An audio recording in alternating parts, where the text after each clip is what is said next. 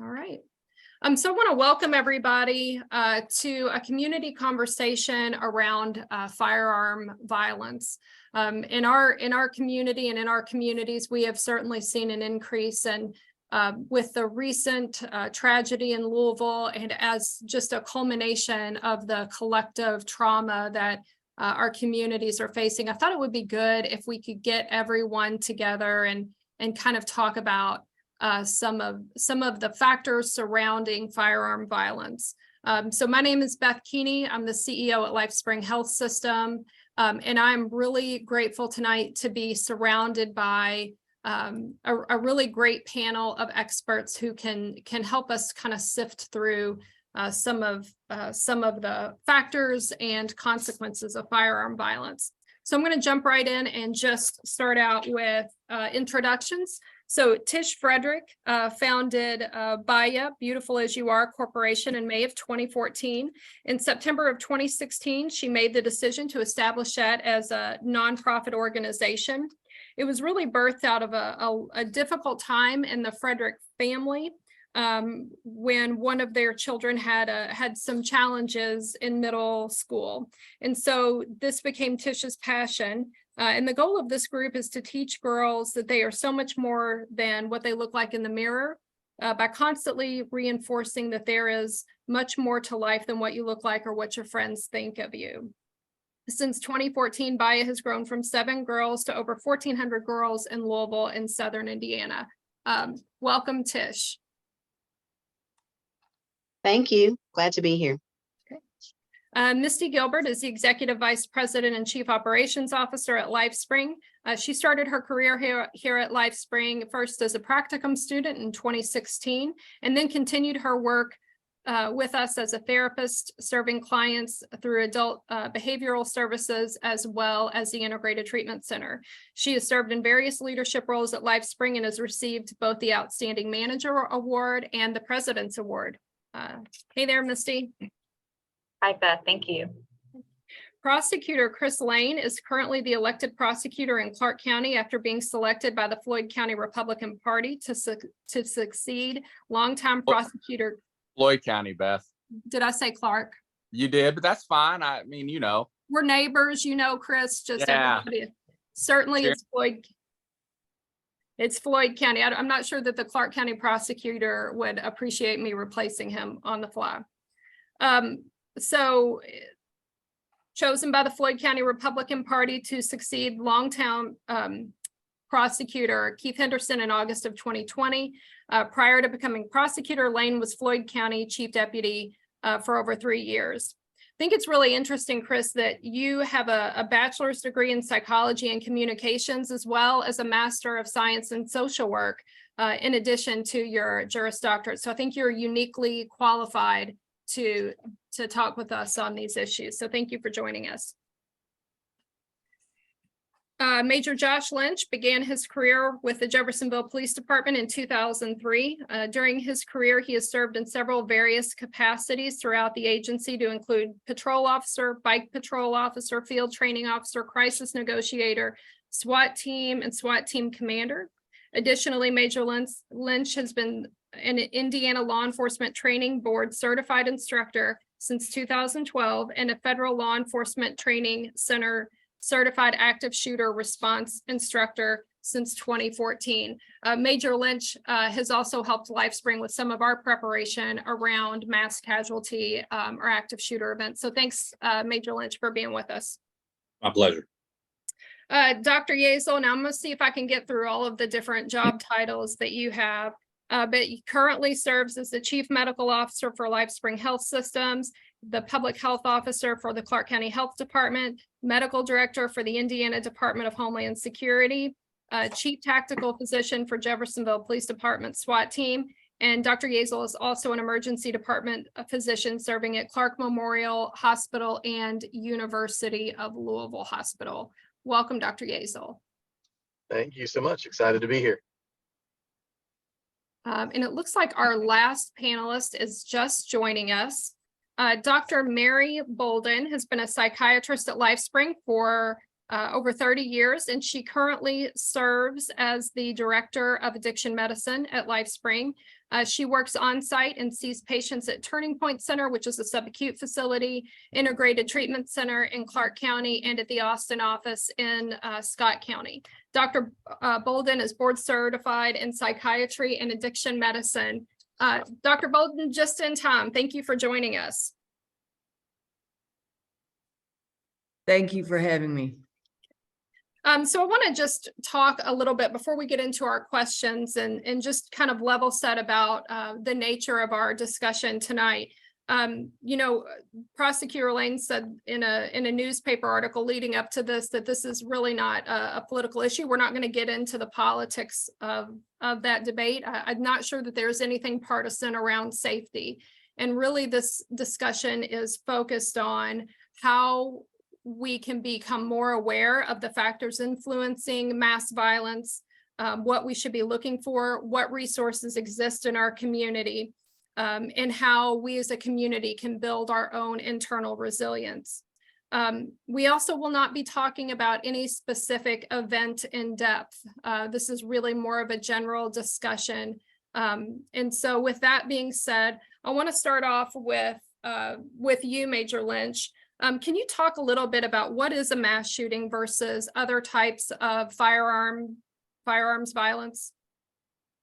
Well, the definition of a mass shooting or an active shooter situation is, I'm paraphrasing here, but it is an incident where a perpetrator targets multiple individuals in a target-rich environment. I think that's probably the simplest way to put it. There's a lot of different motivations and aspects to that, but when it really comes down to it, a mass shooting or a mass attack, mass casualty incident can be defined as someone going to a location to commit multiple crimes. And how prevalent is that? How often do we see that in society? Well, it varies from year to year. It has ticked up in the past year or so, but typically you're looking at. I don't have the numbers right here in front of me, but typically less than 100 nationally. A lot of those are incidents where it's there's a smaller number of people that are injured or for whatever reason doesn't get the media attention, so we don't hear about them locally. Dr. Yeasley, you may be in the best position to talk about local prevalence. Can you talk a little bit about firearms violence locally? Yeah, I mean, we've seen essentially a massive increase in the last 2 to 3 years, during the pandemic and post-pandemic and things like that. And, honestly, I think probably the most telling sign of that is, I know we're not getting into specifics, but last Monday, we did not have to enact any special protocol to handle that because that's something numbers wise that we see on a relatively, a frequent basis. I mean, we saw the similar number of gunshot wounds 3 or 4 days later during a 24-hour period. And so, that's on the rise. I think cross country, it's up 25 to 30%. And we're definitely seeing that same effect at the local level. Prosecutor Lane, can you talk a little bit about what you're seeing with the cases that are brought to you and that you consider prosecution on? Are you seeing more firearms violence or firearms possession than before? Beth, it's interesting because we take a very hard stance on that. And any time that we have someone violating the law, it's one of my objectives to make sure they're held accountable, generally prison time. But with that, the legislature did away with the requirement of a permit or license to carry a firearm, but they gave us a lot more tools.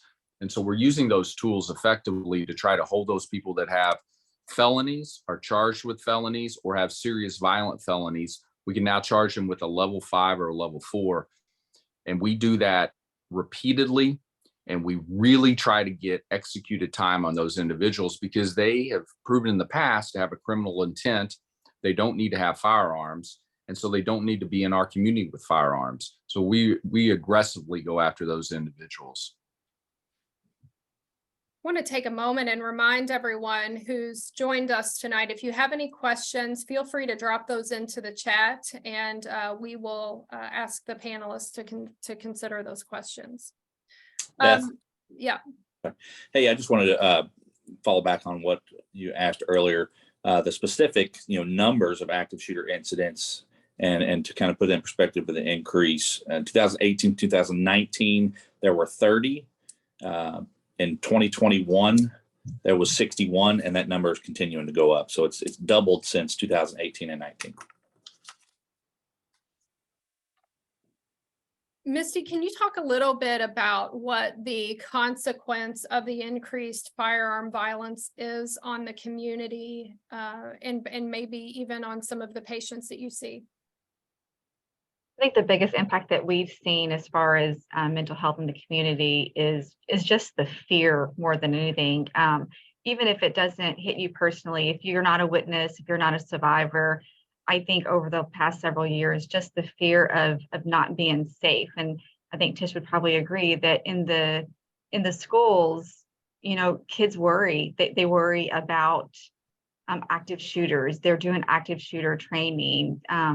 We as adults, we worry about, going to the grocery store, going to church, unfortunately. I'm going to any large populated area. I think it's unfortunate that people are starting to have that fear. And of course, fear leads into anxiety and depression and so on. So I think as mental health professionals, we are seeing a lot of increased mental health issues because of that. Tish, Misty brings up a really good point. I've got 2 daughters, and active shooter preparation and planning is something that we've talked about in our house, and that seems really bizarre on some level. Can you talk a little bit about what the children that you serve and the teenagers that you work with, how does this impact them? Absolutely. So actually, after the shooting last week, I just surveyed the kids. So for those who don't know, we're in over 30 schools with our program. And I just asked them, do you all feel safe? And some of them got emotional. Some of them were like, absolutely not. Like, I'm so scared. I hate coming to school. It's scary. They just never know who's a loose cannon. It's just so much going on. A lot of it stems from bullying. So sometimes you can look and say, oh, that kid gets bullied, they possibly could be a shooter. It's just a lot. And it's a lot of fear. Like Dr. Gilbert said, there's a lot of fear. There's a lot of anxiety, depression that all stems from how they're feeling and the fear that comes with going to school every day. Some people don't even want to go to Thunder over Louisville. It's a fun event. It's exciting, but you hear kids saying, I'm not going to that. But even my husband said, Tish, we're not going this year. I just don't feel like it's safe. So it's scary. It really is. Dr. Bolden, what is the consequence of all of this fear and anxiety that we accumulate as individuals, even if we're not directly involved in a specific incident?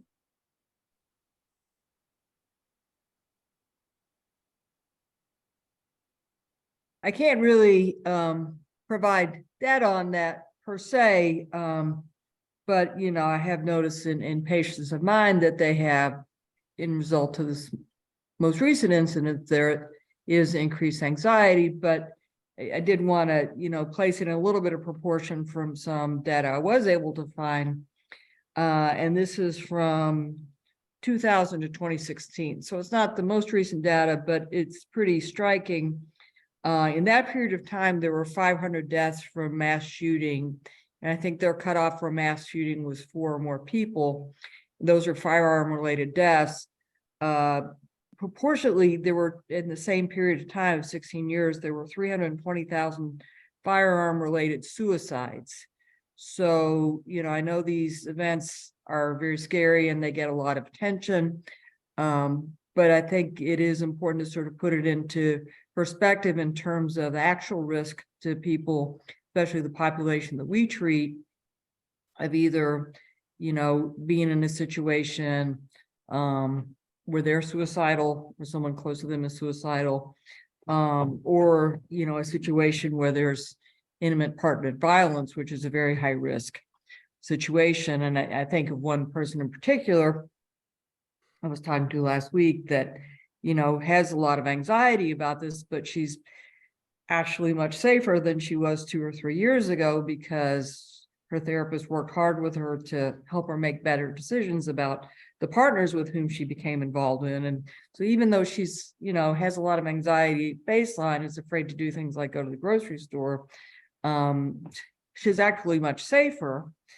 And, you know, maybe part of the message is, you know, some of these events are seem pretty random, but there are decisions people can make on a day-to-day basis in terms of, you know, who they associate with, or on the basis of themselves or their family members, in terms of, you know, reducing violence risk and reducing the risk of completed suicide, which statistically are much higher problems than mass shootings. I think that's a really good point, Dr. Bolden. Misty, can you talk a little bit about some of the risk factors associated with suicidality and individuals who may have access to firearms? Risk factors as in, I mean, adults, just, I'm sorry, I'm not following. Can you talk a little bit about people who may experience suicidal ideation and access to firearms and why that may be a risk for suicide completion? Yeah, I'm sorry. So, yes, obviously, if somebody's, you know, depressed, contemplating suicide, having access to a firearm is definitely going to increase the likelihood of them of completing suicide.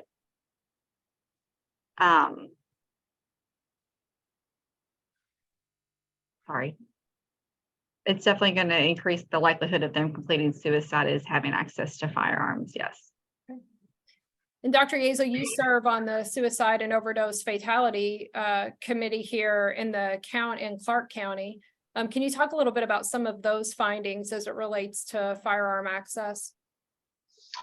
Yeah, absolutely. I mean, that's one thing we've talked about is, you know, when those issues are identified, you know, the importance of, you know, those around the individual limiting that access when it's recognized and things like that. And, you know, I think one common misconception is that I think a lot of people think it's really easy to recognize these folks who are at risk of some of these incidents. And it's actually, you know, more of a needle in a haystack kind of phenomenon. I mean, I just saw a statistic today when I was preparing for this that, you know, only about 8% of mass shooting, you know, perpetrators have what we call severe mental illness, you know, schizophrenia, things like that, you know, things that can be identified from, you know, very far away, like, hey, this is a potential problem.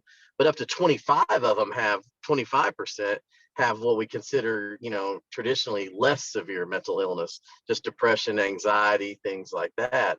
And we've seen that in our suicide and overdose fatality reviews and things like that as well. So, you know, not only do those stats, you know, ring a bell or, you know, move the needle nationwide, but it's something we see locally as well. So Dr. Yezel, you're talking about the profile of someone who might commit a mass casualty event or with firearms or whatever else. And you indicated that there's not a specific profile of that individual. Do any of the panelists have data or thoughts around what that may look like, what the warning signs are? Dr. Keeney, if I may. Sure. The Secret Service and the National Threat Assessment Center just completed a report that went from 2016 to 2020. All the mass incidents, mass attacks, mass shootings that occurred in that time span. And there are some statistics that really jump off the page. And if I may, one of the things kind of feeding off of what Dr. Yezel just mentioned, but one of the things that really stood out to me was that of the 173 mass attacks that took place between 2016 and 2020, right at 75% of those perpetrators communicated to someone that they had intention of committing this act. And I think going back to what Dr. Yazel says about, getting information out and people being aware of what's going on. Imagine if we could go back in time and stop 75% of the attacks that occurred simply by telling someone. If we normalize reporting that type of information, like some people have been very, very brave, even here locally, and reported information that they got, whether it was on social media or a peer or colleague. 75% of the attacks that occurred in 2016 through 2020, the perpetrator communicated that, but there was no intervention between the time it was communicated to the time the attack was made. So I think it's a statistic for me that just validates the actions that we have taken at the Jeffersonville Police Department, where we take those communications very serious. We investigate them as fully as we possibly can. And we have a great partner with the Clark County prosecutor who takes those threats very serious as well. And if I can, Dr. Keeney, I'll jump in after Major Lynch. We, one of the tools we have that Major Lynch is discussing is, and I'll kick it back to you, Josh, but it's that seizure of firearms, right? And there's great protections for the liberties of individuals.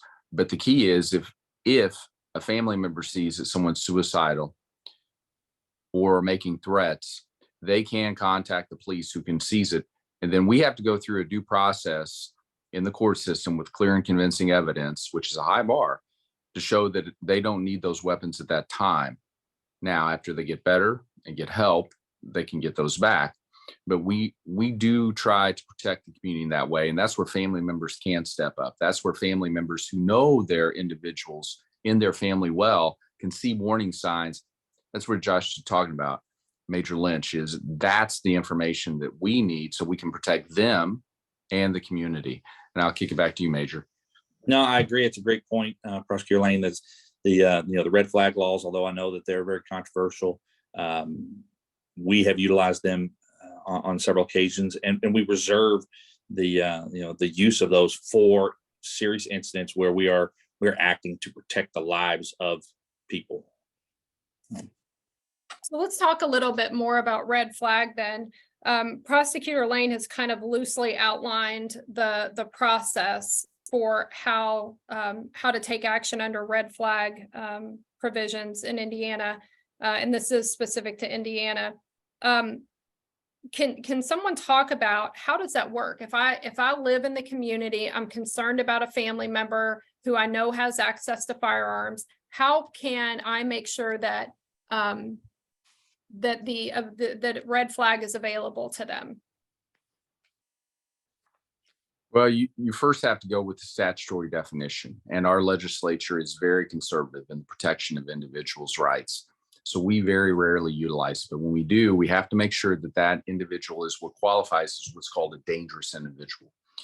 And so that's not your normal person. That's not a person that has a temper. It's a person that specifically meets these criteria. One criteria, and I'm looking at my notes here, is that they have basically made some threat of harm to themselves or threat of harm to another, an articulable threat. So that is one of the definitions of dangerous individual that we have to apply to the law. And then within 48 hours, we have to have a petition submitted to the court. So the officers can't just take their guns and say, you don't get them. We have to have an identifiable petition to the court. And then we have to have a hearing with clear and convincing evidence, which is a high standard. There's probable cause, more likely than not, clear and convincing, and then beyond a reasonable doubt. Clear and convincing is the second highest. So those protections are in there, and we will only use them very sparingly. But when we do use them, we have to identify that person as a dangerous individual to themselves or others. And we have to go through a complex process, and then they have the opportunity to defend their position, and hopefully they get the help they need. They retain their weapons, but we can also give those weapons to a family member who can store those weapons safely for that individual until they're ready to get them back. So that's the key in this process. We don't want to overuse it and in any way trample people's rights, but it does give an opportunity for family members to utilize it if they know that person is hurting and might hurt themselves or others, and then a mechanism for them to go through that process and get their weapons back or give it to a family member for safekeeping. Major, you got anything you wanted to add on that? Because I'm sure you've been through those too. I think you covered it pretty well. I want to emphasize the fact that it's not something that we, take lightly. Right. When there's a situation that we utilize this red flag law, it is a very serious situation, and the officers believe that it's a life-saving measure. So I want to make sure and emphasize that. And so I think what I heard Prosecutor Lane say was that it actually begins with law enforcement. So if I'm the family member concerned, I shouldn't call the prosecutor and say, Oh, thank you for pointing that out. The prosecutor's role is always to allow the investigation to take place with the police officers. We deem their judgment to be excellent. We have great partners in Floyd County. You got great officers in Clark County. We work with both sides of the county. And those officers are very, very reluctant to do it unless there's a compelling reason under the law to do it. They do a great job of that. So when they bring it to us, we feel very comfortable that the information, because it's rare, but the key is that gives a mechanism that if a family member is very worried about an individual hurting themselves or someone else, that gives a mechanism for the law enforcement to examine the situation and determine if there is indeed a threat. now, is this often used when it is used sparingly? Is it often in conjunction with an emergency detention order? I'm going to beg off on the emergency detention order because that's generally something we don't handle. So we'll do the secondary part of it. Okay. But if someone else wants to speak to that. And in my experience from the law enforcement side, they don't necessarily have to go hand in hand, but in a lot of cases it does. It just depends on the situation. Okay. Misty and Dr. Bolden, I'd like to talk a little bit about emergency detention orders. What are they? When are they appropriate? How can this tool be utilized?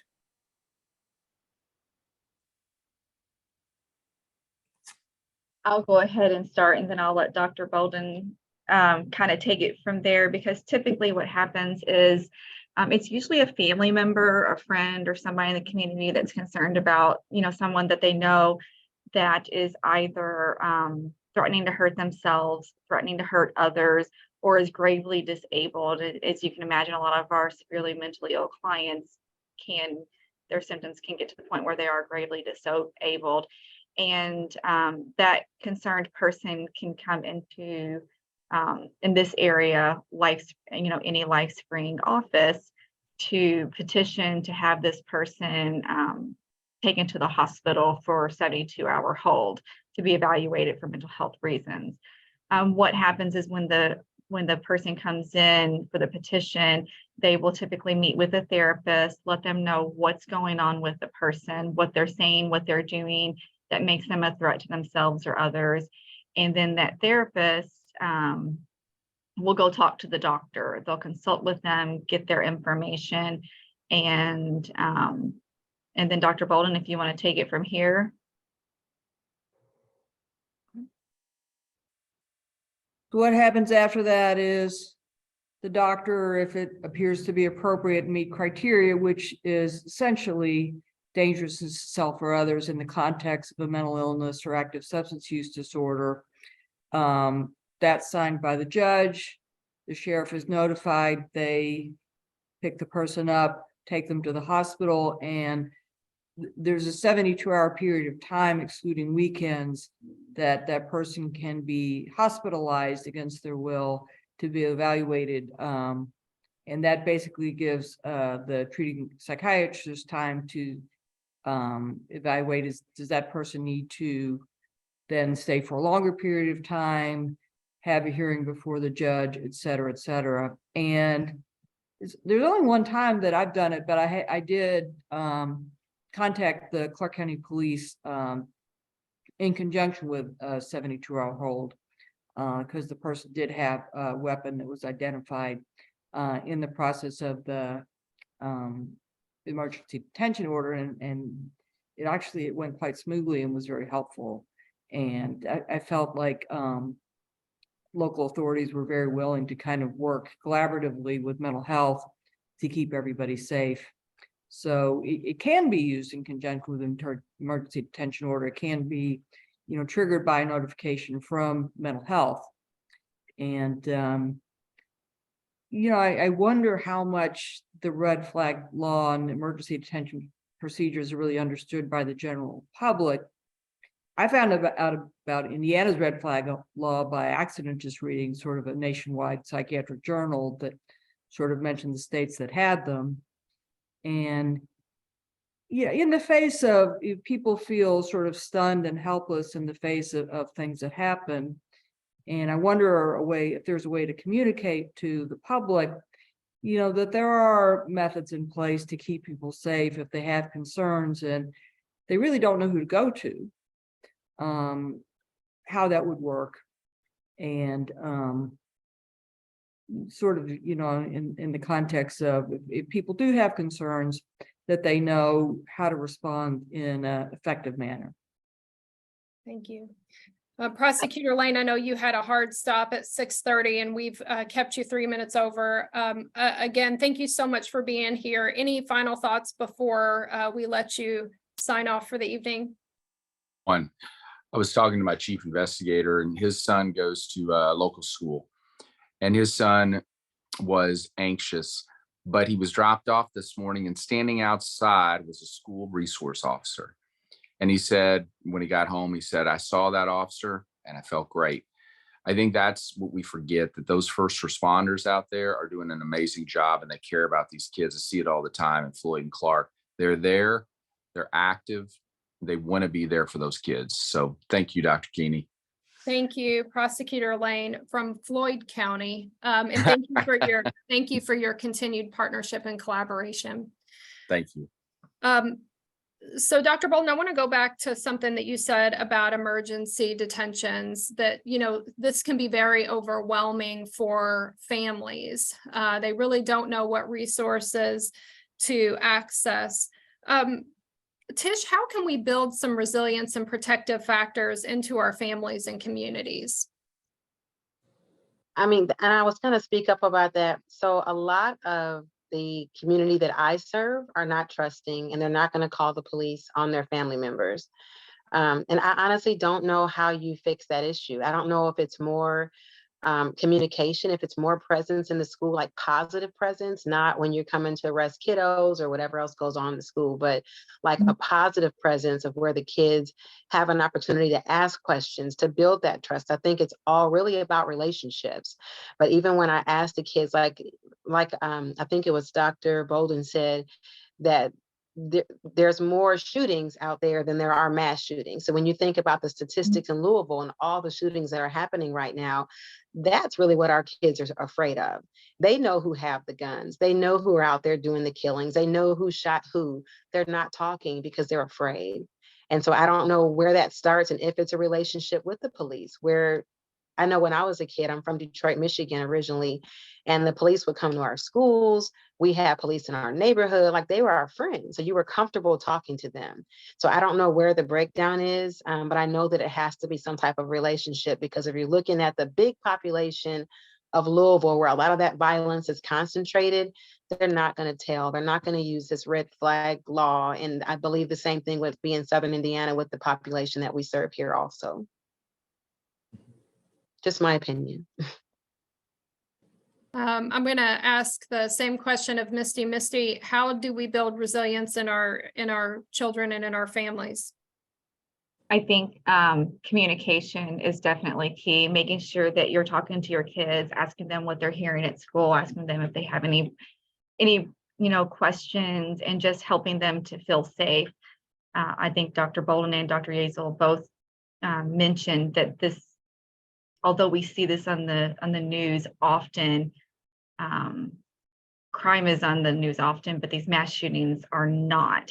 And I think just opening that line of communication and reassuring them that that they are safe, but being prepared, having these conversations can definitely help them to feel prepared, but also that we can't live in fear.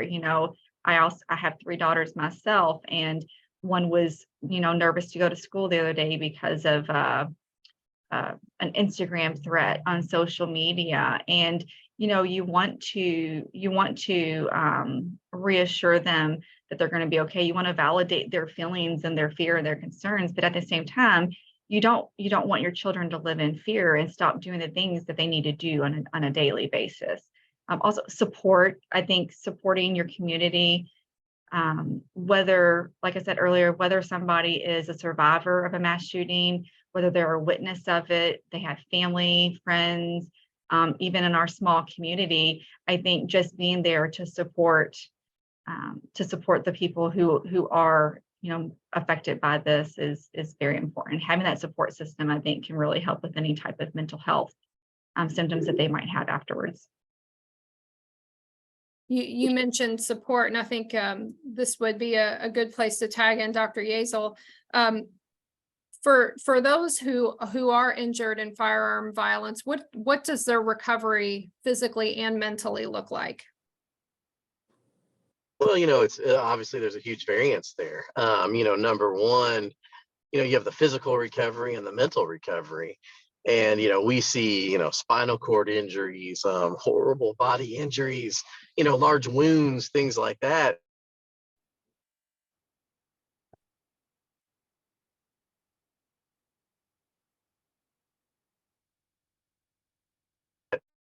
Inside this approach where you have to bring in, multiple specialties and a lot of support. And, these are things that, it's not like a surgery where, you are in recovery for 72 hours and everything's right in the world. This is a 6-month, 1 year, even a lifetime process. So, it really is a very, very complex situation. And and it's not just the individual, it's their whole family. And, we see a lot of retaliatory injuries and things like that as well. And so it's it's just a really tough challenge across the board. A question for you, or for you, Dr. Yeazel, and for Major Lynch as well. In terms of, we've been talking for a while now about the consequence of living with the anxiety of being involved or near or in proximity to some of these events. What sort of impact is there on our first responders, on our healthcare workers, when they are not just training for these incidents, whether it's a mass shooting or a suicidal person with a firearm? What is the consequence to them, and what can we do to build resiliency in those communities? Dr. Yeazel, if you want to go ahead. From our end, it's just, we see in healthcare just things that we weren't meant to see, in the first responder community. And, number one, you have to block that out in real time and say, my focus is on the patient that's right in front of me. And very few of us are, very good at dealing with the aftermath of that, the mental health side of things that occurs from dealing with that. It's, it's go, go, go, go, go, treat the patient. And then all of a sudden you're expected to just walk in the next room and take care of a sore throat or a sprained ankle. And that's not a natural way to process emotions or things like that. And when you talk about doing that over a career, months to years, that takes a toll. And I think it's a toll that, we don't do a good enough job at recognizing and addressing and things like that. So, I think it's a really valid point. And, you think about, a lot of our EMS agencies now, they wear bulletproof vests when they go out in the community and deliver care. And that's something that never was even on the radar 10 or 20 years ago. It's become a necessary thing. And just the fact that they're going in, day out in that scenario, and, the hypervigilance and other things that come along with that, that takes a very big toll on the emotional health of our providers. And, the average career length of a paramedic now is down to about 5 to 7 years, depending on which study you look at. And it's solely because of those things that they see things that are not, that we weren't meant to see without the resources to address that in a healthy manner. So. Yeah, I would agree with Dr. Yeazel. Mental health and wellness for our first responders in years past has lacked tremendously. Can you hear me? Okay. And I know here in Jeffersonville and a growing measure is being taken among law enforcement professionals and agencies is focusing on that mental health and wellness, something that we are working to improve. But Dr. Kenney, it does take a toll, and we have situations even in law enforcement. There are things that you see that they never go away, and we are working. Like I said, we've created a mental health and wellness program, and we have officers that are receiving training so that they can be peer support, and we're building our community and our capabilities to provide the services for our officers to help them with those problems. Dr. Kenney, can I say something also? Absolutely.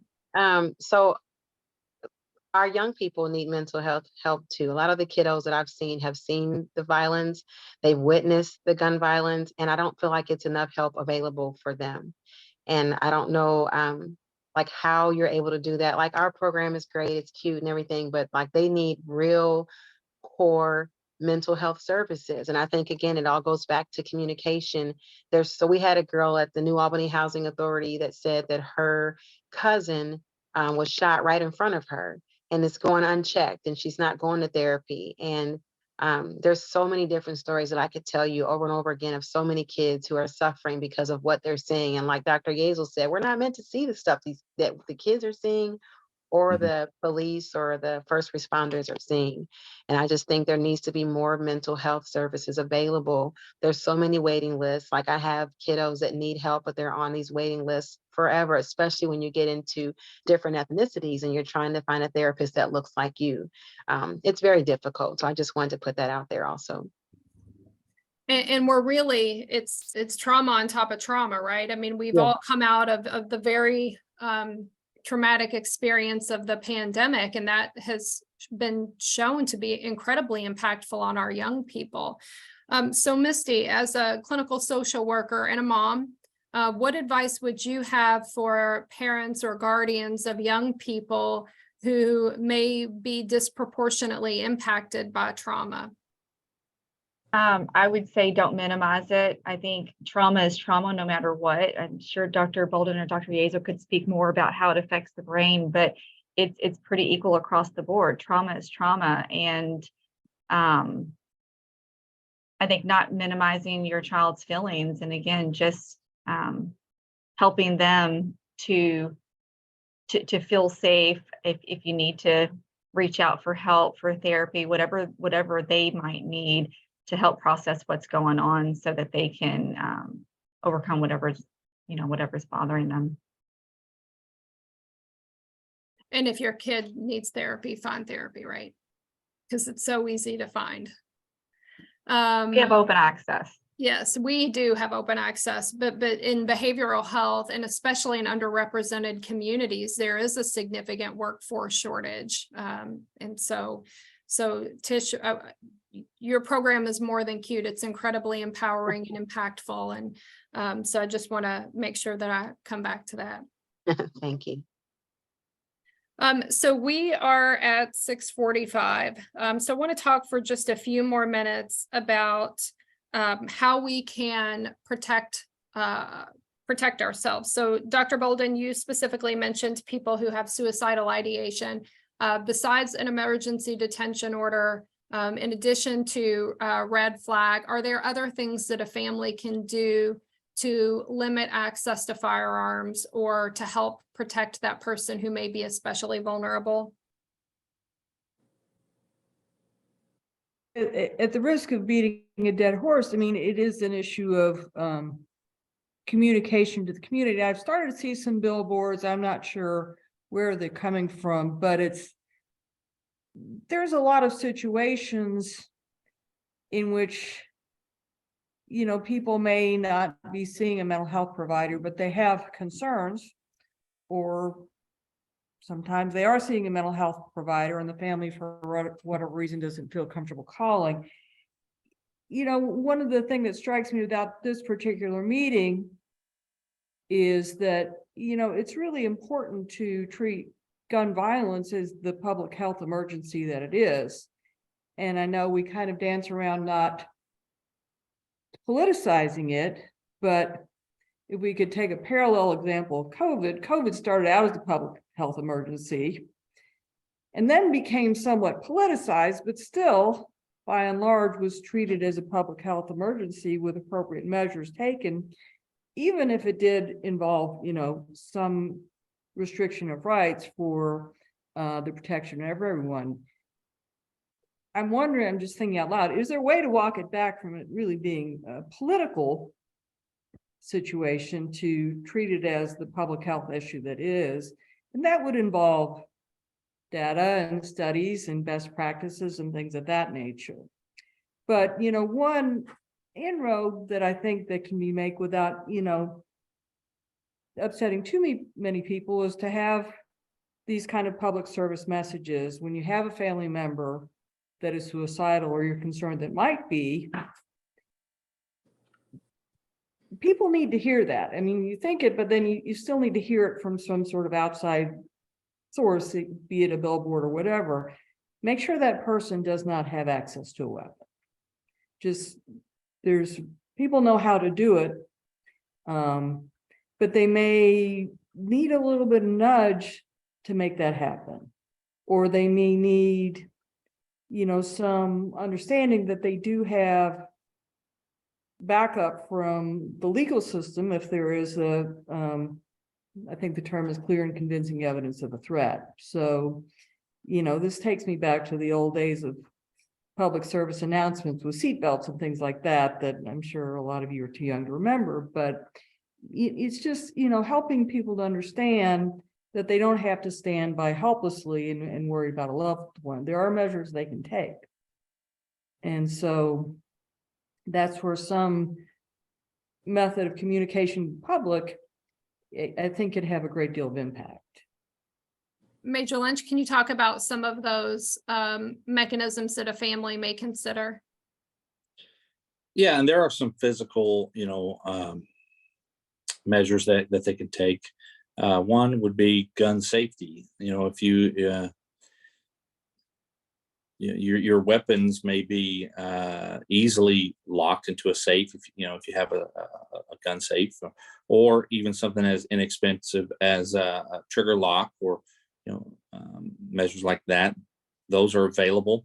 You can get those at any sporting goods store, and they're not very expensive. Now, obviously, there are some gun safes that they're more nice that you can spend money on, but making sure that there is some gun safety measures in the home. If you have kids, also there are guns that are used in crimes that were stolen. So making sure that you store your guns, you're not leaving them out, could help prevent theft and then use in criminal activity. Again, the red flag laws are there to save lives.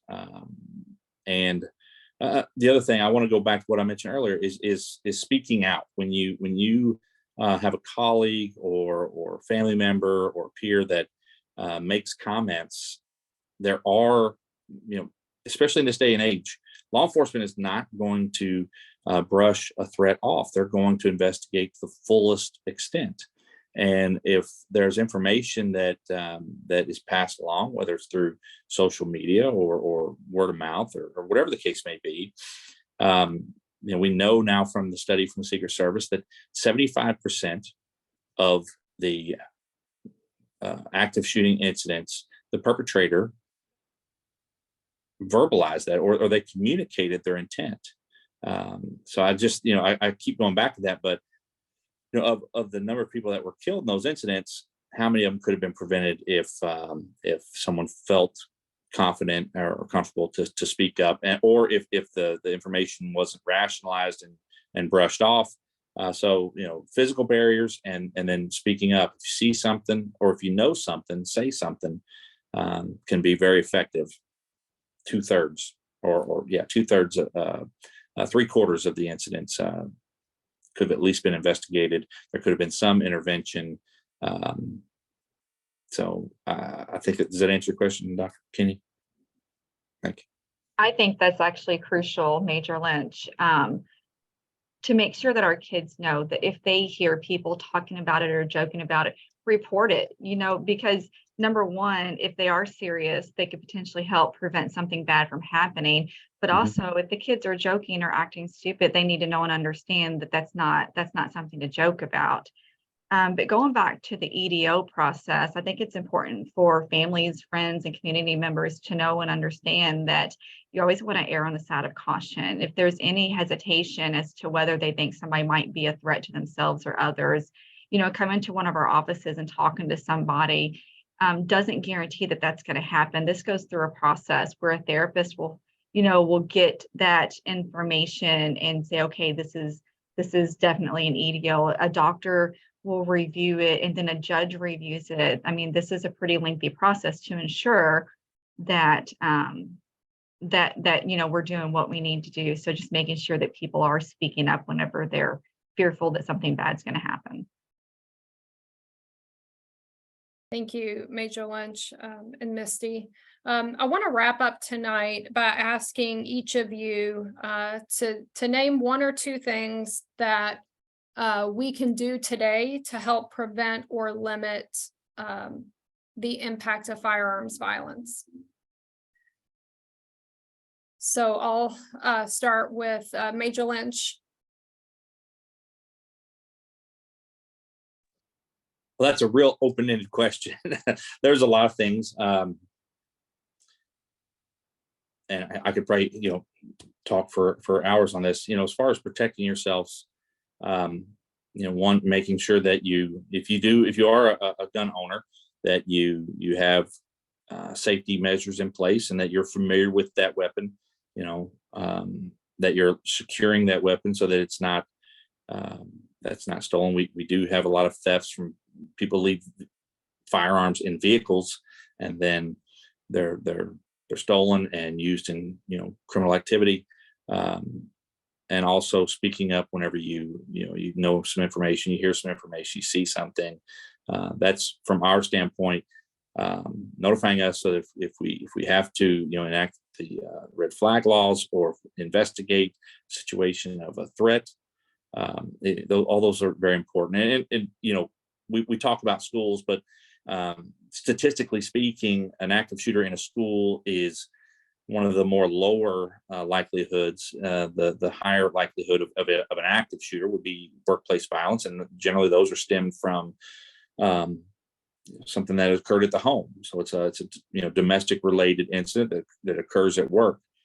So employers, HR representatives being having good policies and practice in place and being aware of what's going on, I think is what we have to do. We have to communicate. We have to be proactive in protecting one another. Thank you, Major Lynch. Dr. Bolden, same question. One or two things that individuals and families can do today.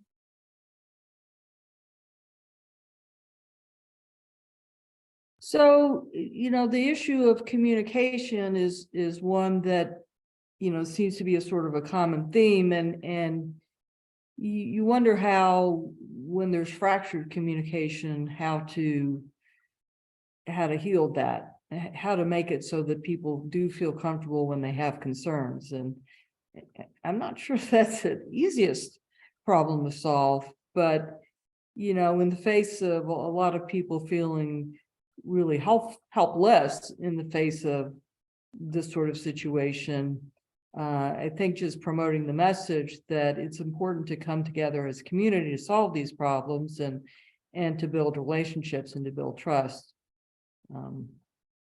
is a good place to start. So this is a good forum to get that going. Thanks, Dr. Bolden. Misty.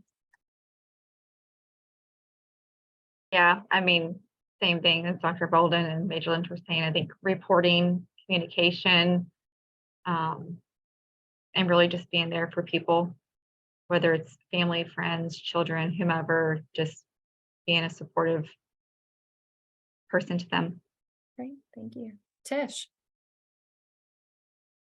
My favorite thing to do is mental health check-ins. I think a lot of it starts at home. And like we do mental health checks with each other in our home, like how are you feeling on a scale of 1 to 10? And you make that normal and you make it normal conversation. That'll let you see, like, is there something that's going on that may need some other help? And the other thing is, like Major Lynch said, is to lock up your firearms. I get on my husband all the time about locking, and our kids are grown, but it's still, you never know who may come in here. You never know who may break into your car. Lock your firearms up. Those are the two things that I would say. Thank you. Dr. Yeasel. I'd say, a lot of things everybody else has said, but just understand that it's going to take a multifactorial, intervention to get to the bottom of this. There's no simple answer to any of this, whether it be, greater access to mental health, gun control, things like that. There's no easy answer. And, one thing I don't think we've talked about enough probably is just the impact of social media on some of these scenarios, where somebody is not in a good place from a mental health side of things. Well, 10 or 20 years ago, you might have some terse discussions in the office or whatever, and you went home for the day and it stopped until you came back the next morning. Well, now it's just constant poking and prodding and, microaggressions and things like that happen, day in, day out, 24/7, that really kind of stimulate that. So encouraging people to have healthy interactions and limited interactions is, I think something that's important too. And just understanding the overall impact of that, because we were not meant, again, from our mental health side of things, to have this constant level of stimulation that we get from social media. So I've taken some good notes tonight, so I want to make sure that I've got the key takeaways. I've heard this several times. If you see, hear, or know something, say something. Have good communication and build trust, both in the family, in the schools, and in relationships across systems. Keep your firearms secure and ask for help if you or your family need it, whether that's therapy, an emergency detention order, red flag. And then I think Dr. Yeasel's last point of just making sure that we ourselves and our children have healthy relationships with social media. Does anybody feel like I've missed any of the key takeaways tonight? Okay. Any last thoughts before we close out? All right. Well, I want to thank everyone who was able to join us this evening. I think we've had a very robust discussion. Thank you to all of our panelists. I think we are so fortunate in our community to have such a good group of professionals who work across systems to support patients and students and families. And I'm very grateful to each of you for being here tonight. I do want to specifically encourage anyone who's listening, if you yourself are impacted by firearms violence, if you've considered suicide or are thinking about it currently, please reach out and get help. People recover, they feel better, and there are many community-based organizations which can help you on the path to recovery. So thank you to everyone for joining us, and have a safe night. Thank you. Have a great night.